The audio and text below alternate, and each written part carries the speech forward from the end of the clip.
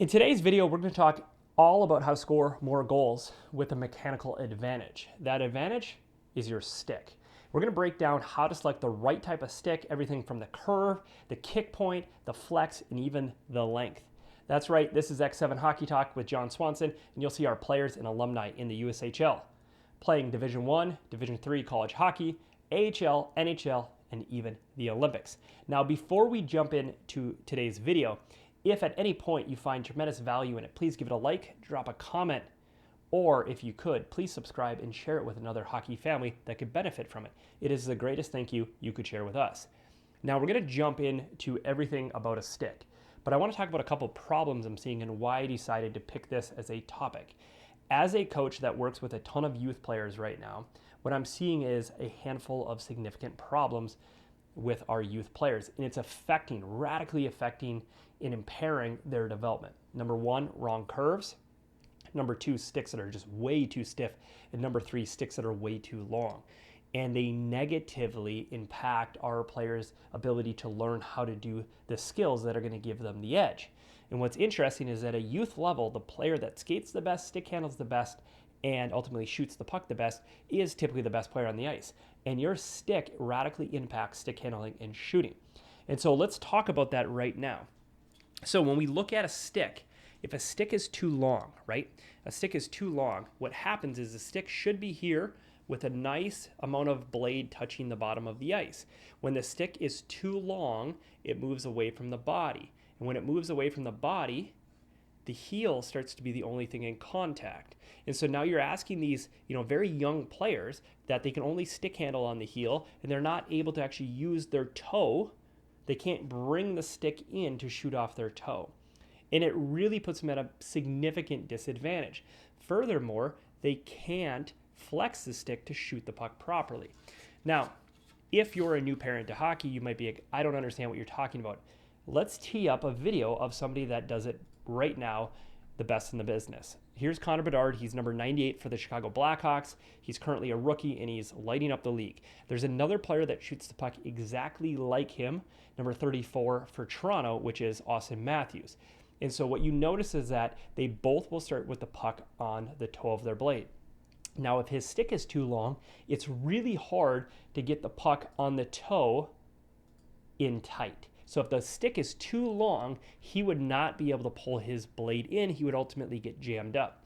The next step is he's going to punch his hands forward, and the stick is going to flex.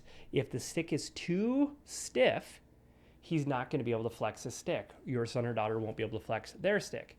And then from here, you'll notice that the blade essentially whips through, and he shoots the puck. Okay? And right there, that is the modern way of shooting the puck. And I really believe that the way you're seeing Auston and Connor both shoot the puck is going to change the landscape of the game. Now, I was not taught to shoot this way. The reason being is that when I grew up, we actually started with wood sticks. And it was when I was about a peewee that we got introduced to the Bush composite stick. It was the first stick of its kind. It was a one-piece stick, and it was a tank. It actually came with a lifetime warranty. Soon after, Auston came out their Synergy line, and what we started to see is flex points got introduced to sticks for the very first time, right? When you were using a wood stick, it didn't really flex. It was how much, how thick the shaft was would determine how kind of stiff it was, and they really couldn't control it. And because of that, we were taught how to shoot a puck slightly differently. Then when the composite stick, the Synergy line, came out for the first time, they had flex get added. Right? And so I remember using a stick that was a, say, 50 flex. And looking back, it was way too stiff for me. But they didn't really have a kick point or kick points. They had essentially the mid kick point, which means the stick would flex in the middle. And when it would flex in the middle, we were taught to press down on it. And so what's interesting is if we go back to Connor's shooting technique right here, he's not pressing down. If you actually look, his hands, he's essentially locking the blade behind the puck, and he's actually pressing his hands forward. And so it slings the puck through. And the reason why this is so popular is it's actually a faster release time, which is everything in the NHL. The player that gets the puck off their stick faster scores more goals. So it's a significant mechanical advantage, but it's a mechanical advantage that only recently became available because of the introduction of the lower kick point and the hybrid kick point, which is not necessarily new technology, but it's newer and now it's starting to transcend the game, right? You're seeing these younger players that grew up with a low kick point now get to the NHL and they shoot the puck differently, which is really exciting for the sport. So this is just a wild intro to all things sticks. We're about to break down how to pick out a stick for your son or daughter or you. And on top of it, I'm going to show you why the most expensive stick that you can buy at the store is most likely not the stick you need. So let's start bottom, and we're going to work all the way to the length of the stick that we need. The first is we have the blade, right? And when we look at the blade, we shoot from the toe, we pass essentially off the heel, and then we're going to stick handle using the full blade, right? So we do our pulls from the toe, we do a lot of our dribbling, more of the heel in the middle part of the blade. And so when it comes to our youth, we're talking our mites, squirts, and peewees. I'm a big believer that the P28, and for the parents out there that have, are new to it, it says right here, P28, and then on Jet Speed's back of their sticks, it says it back here. So this is a sticker. If you take it off, you can still look and see what your child is using. Bauer, it's right on the front as well, P28. I believe that is the pattern that they should use. And in this, the quick case for it is the mites, the squirts, and the peewees, they need more toe curve to essentially pull that puck. They need more help at an early age when it comes to shooting as well. It kind of helps them control the puck better. And so the one thing we can't do is let our players watch the NHL and say, well, Patrick Kane uses that curve. So, and I like Patrick Kane and I want to play like him, so I'm going to use his curve. Patrick Kane has Patrick Kane skills, right? So Patrick Kane worked his way up to being able to do that. And that's fine. If Bantams, you want to chase curves, high school, go for it. Now, I don't use a P28, right? I use a P92, which is a little bit less of a curve. It's similar, but it's got less toe. However, my kids play on a P28 because they need that extra help right now. And so we want to give them that mechanical advantage. We've been gifted this awesome curve. I believe at the youth level, put them in a P28 and you're going to see them, be able to benefit from that style of blade. The next now is kick point. And so kick point's kind of a weird thing to think about, but it's essentially when we flex this stick, where does it flex? Is it flexed by the blade? Does it flex mid-shaft or hybrid? And so if we actually go over to CCM's website and we actually just roll over sticks, they actually do a good job of breaking this down. So if you look at it, Tack, right here on the left, the player in the Chicago Blackhawks jersey, which I believe is Jones, he's using a mid-flex stick. Okay, and you can actually see it's flexing right at the contact point of his hand. Now, Sidney Crosby is using the rib core. The rib core is a hybrid, so it's going to flex not quite at the blade, but it's that hybrid point. And then the jet speed, which is Connor McDavid, is actually they have it flipped around. The rib core is at the bottom, and then the jet speed is that hybrid. So the stick in Sidney Crosby's hand is actually a low kick point, and then the jet speed is that hybrid kick point with Connor McDavid. So the Bauer line, the Vapor, is more of, this is a low kick point, and then their Nexus stick right here is a mid kick kick point. And so if you look on Bauer's website, it's right here. You can see where it says shaft technology. Right here, shaft technology. And then if you go to jet speed, it's in the copy is where they put it. I had it pulled up here a second ago, right here in the rib core, low kick point. Okay, so that is very important to understand. I believe that our players, our youth players, should be gravitating towards a hybrid or a low kick point because they're being taught how to shoot the puck differently, and that release time is going to be really important. So we have curve, we have kick point, and you now understand that there are three options. Which one you should pick is most likely a low or a hybrid. I think we're going to move away from the mid, just the way release time is so important nowadays. Next, let's learn about what flex your player should use. So we got the pattern, P28. We either have a low or a hybrid kick point, and now we look at the flex. Don't buy a 20 flex because it's not what they're going to use. What we have to understand is that the back of the stick is what matters. And so on Bauer, they mark this down. I don't believe CCM does. So CCM does not have the marks. So here's the mathematical kind of general formula for that, is that every inch you cut off, you add 3 flex points. So if this is a 20 flex and I cut down 3 inches, I've added 9 flex points. So now it went from a 20 flex to a 29 flex. And so we don't buy for the flex that the stick is, we buy for the flex that the stick is going to be. That's the most important part. Now for our youth players, not our high school, this conversion does not work for them, but for our youth players, I have a mathematical formula of 0.25 to 0.3 of body weight is going to put you in the general vicinity of the flex that they need. Now, if you just calculate based off your current player's weight, you're going to realize that their stick is most likely way too stiff. And what I'm seeing right now is a lot of the squirts that I work with, they're in 30 flex sticks. And what's even worse about a 30 flex stick is when we go look at it, when we pull it up here, if I were to pull up, if you look at this stick is a 42-inch length stick. Now, if I go to the jet speed line and I pull up a 30 flex stick, so we're at 42, and we pull up these two sticks, okay, they're both 30 flex. We have a 48 and we have a 48. They're significantly longer. Not only did they get stiffer, but they're much, much longer. So when we actually go to cut down these 30 flexes, they're actually turning in close to a 45, if not a 50 flex for our players. And so I believe right now, if you look at the jet speed line, I'm a big fan of these sticks for our youth players, right? I also do like the Hyperlight stick as well, but for our mites, I think a lot of mites, almost every mite should be in a jet speed 10 flex. We're talking even to 60, 70 pounds. We don't, and if you look at your player and they flex their stick like in the pro shop and they're like leaning into it, that's not how they're gonna shoot. Can they just lean into it a little bit and flex? That's what we need, right? Because they're not gonna load up the stick. They just need to be able to kind of step into it, and that stick needs to flex. And so I'm a big, big fan of the 10 flex stick in CCM and then the 20 flex. Why are people using 30 flexes?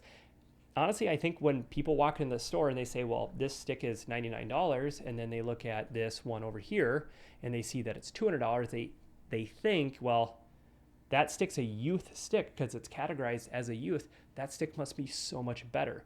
The problem is when it gets cut down, they're now using essentially a intermediate level flex at 50. Now, I have to say, it was a big, big change in the game when Bauer released their Vapor stick. So Bauer has always kind of made a Vapor line for their seniors, their intermediates, and their youth. But recently, they came out with this 20 flex. And that's been awesome. But we do have to be careful. This is a really, really awesome stick. It's the first of its kind that I would say it's a real premium level stick, like elite level, where you see this exact stick in a senior model, which is big for our youth players. I think it's great for the development. But if all of a sudden you cut them down and you're using a 34 flex, we're back to where we started and it's just way too stiff. And so please measure your player on their skates. So that's going to take me to the next point. How long of a stick does our player need? If we're going to buy a stick, we need to know how much we're going to have to cut off. And so the way we measure for what a player needs is somewhere between the bottom of their lip and their Adam's apple on skates. And the reason why on skates is so important is that when you take a youth pair of skates and a junior pair of skates, the height at which the foot is off the floor is different. Junior skates are much higher. And so when I moved my son from a youth skate to a junior skate, all of his sticks instantly became too short. And so it's important to measure where we're going to cut that off. Now, I tend to have our children use a little bit longer stick because I grew up with a longer stick. So I play with my stick is like kind of right at my chin. I have some players I coach, they're more at their Adam's apple. It's going to be a little bit preference. Now, the shorter the stick, it's going to be a little easier to stick handle because the puck stays closer to them, right? And it's just less length on the object. The longer the stick, traditionally, it was said that you would have a little harder of a slap shot and some things of that nature. But I think that kind of has gone away a little bit. So again, I kind of like if I was doing it on skates, it's kind of right at that chin. That's where kind of our kids are at for them. But somewhere between bottom lip and Adam's apple is a good general rule of thumb. So now that we know the length of the stick, when we go to the store, we now got to pick for the flex at the cut point, not the stick. We need to look at the kick point of the stick. And the nice part about pure hockey is when you walk in there, they're all organized by kick point. And then finally, we want to find that P28 pattern. So the last thing I do want to make a strong case for is something I hear is we spend all the money on a stick and we're like, we're going to let them grow into it. And if you watch my most recent video, I talked on skates, why letting your player grow into skates is a terrible idea. Same with sticks. And I just talked about this a minute ago, but if the stick is too long, and we're going to let them grow into it, well, now we have them in a terrible position. And so again, I could talk about how to tape a stick. It's probably its own separate video. But if you were to tape the blade and you were only to cover the tape by a 1/4 inch each layer, and you let them use it for a practice, if they wear down right here, but none of this tape is wore down on the blade, it's a good sign that maybe their stick is too long and we need to look at it, or they're using their stick too far out in front of them. We want that blade to be dead center, nice and even. That being said, I do want to jump over to the websites to kind of help you guys make sense of it and look for it. So when you hop on to, say, Bauer or wherever you get your sticks from, I'm not affiliated with any of them, so wherever you get them, you do you. First thing we want to look at for is we want to find that 20 flex, right? You want to pick the hand. And remember, for our players that are just starting out, don't put your kid in a straight stick. Terrible idea. And the reason why is that we know that the dominant hand for hockey should be the hand you write with, right? And so hockey should be naturally a left-handed hockey sport, meaning left-handed players, because society is traditionally a lot of right-handed individuals. Now, my son actually plays right-handed hockey because he's a natural left-hander. So never, ever, ever should you put your kid in a straight stick. They need the curve to learn how to stick handle and shoot appropriately, and we know what hand to put them in because of what hand they write with. From there, we're going to select the hand, hop down, select the flex, and then we want to find that P28 blade pattern, okay?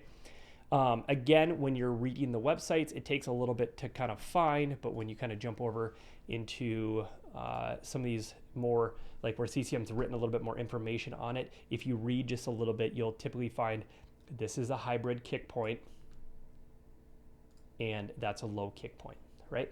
And so right now, if I were to fit a player that I'm working with, if they're a mite, I'm going to most likely be looking at the 10 flex. If they're, getting up to that squirt level and they're a little bit taller, a little bit bigger, a little bit heavier, stronger, we're starting to look to that 20 flex. But really at no time am I putting a player in a 30 flex stick, because I know that the added length of the shaft, when I have to cut it, it's going to make it too stiff for them. And I want them, they need to be able to flex that stick. So there you have it. This is everything for a youth family to be able to pick out a stick that I think is really, really important. At a different video, I might cover how to tape, but if you haven't already, make sure you jump over to our YouTube page and watch the video I did on how to select the right type of skates. I think for our youth players, from an equipment level, sticks and skates are two things that we have to get right to set our kids up for success. So as always, I hope that you found this video valuable. If you did, please drop a like, drop a comment, and if you could, please subscribe so you get notified on our next video. And if you could, please share this with a family that could benefit it. From now, this is X7 Hockey Talk, and my name is John Swanson. Thanks so much for your time.